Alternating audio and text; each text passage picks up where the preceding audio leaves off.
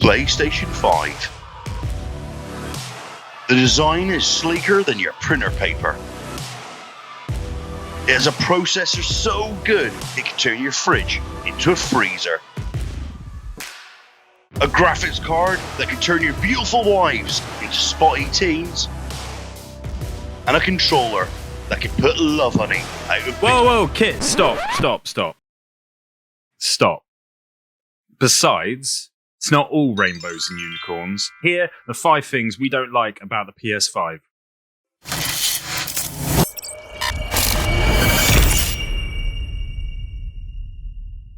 Number 1, storage.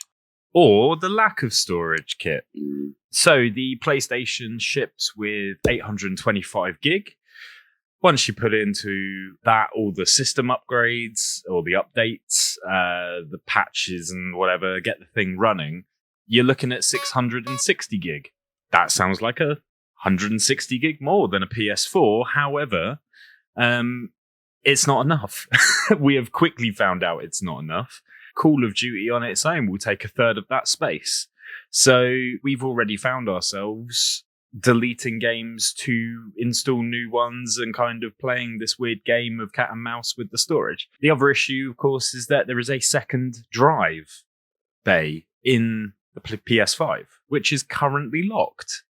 So we can't have any expandable SSD storage for our PS5. The only thing they suggest to do is to get an external hard drive, USB, and plug that in and use that for your PS4 games, so you won't get the loading times that they were praising about, but you still get your SSD space for your PS. It's not good enough. So there needs to be better storage on newer versions of the PS5. They need to start launching out about expandable storage. End of. Because I've had enough of deleting all my games to reinstall new ones. Better. Comments? Completely agree with you, Dan. I've got Warzone on the PlayStation 5. That theoretically means that I think that leaves me enough space for about 2 other games, PS5 games. So yes, it's definitely something that they need to get sorted very, very quickly. Number 2, the lack of quick resume. Xbox have quick resume. You can pause one game, you can turn on another game, play that game, go back to your original one, and start exactly where you left off in the pause menu that you were in. However, on the PlayStation, nothing like that at all. We have a switcher setting, which is promoted so that we don't have to go to the main menu, Kit. Hold the choice. We don't have to go to the PlayStation main menu screen to switch our games that we've played previously. The only issue is you're hard boot starting those games every time you turn them on. So you're saving yourself, 15, 20 seconds? I mean, we're running on SSDs anyway, so it's not like it doesn't switch back to its main screen and then into a new game relatively quickly anyway. I feel, especially with the competition, quick resume needs to be on the PS5 as well. Yeah, I mean, I don't quite understand it. And straight away, shout out to Xbox, because that quick resume is fantastic. So they've done very, very well there. PlayStation, I'm sure they must have been made aware. I believe that they would have had a rough idea that Xbox was looking to do something like that. And should have kind of, when you try and compare the two, would have gone, what does Switcher bring to the party that quick resume doesn't? Yeah. Well, that's nothing, I think.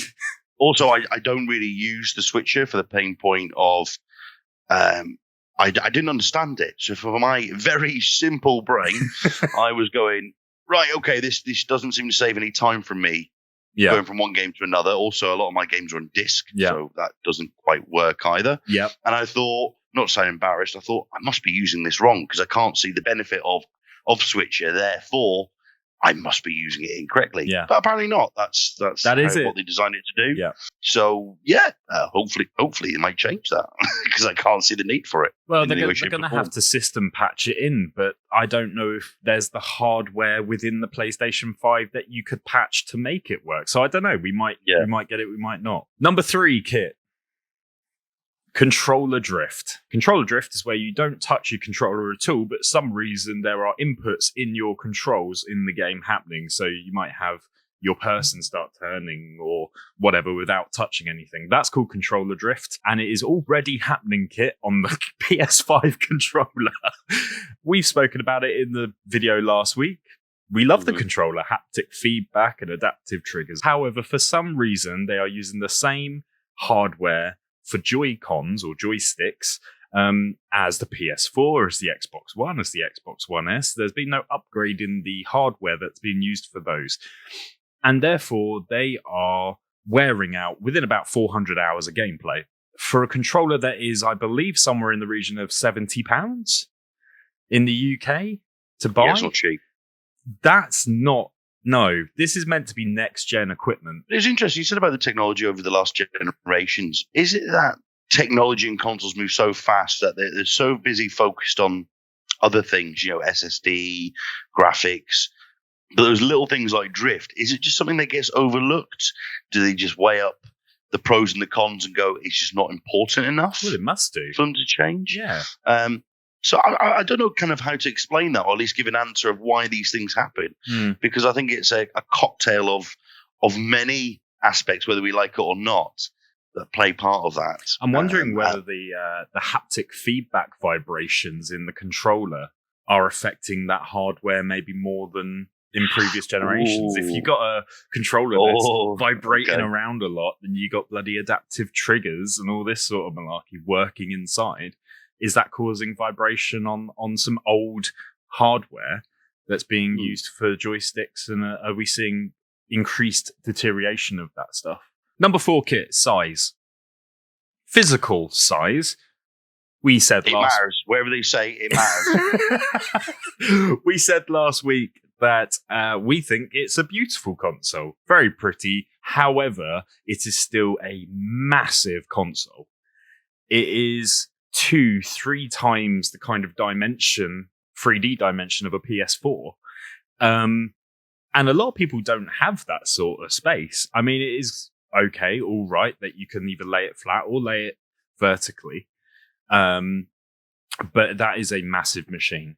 And we can almost bet bottom dollar we're going to have a PS5 Slim further down the line. But for those that are going to be buying it right now, you need a lot of space on your TV stand or wherever you're going to store it. I know I've had to free up a whole shelf of my TV stand just for my PS5 to sit on. Finally, number 5, it's a niggly one, but the PlayStation Store in the PS5.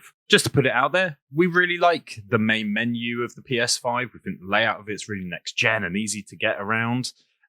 However, you go into the store and we're finding ourselves having quite a difficult time finding the things we want to buy, Kit, aren't we?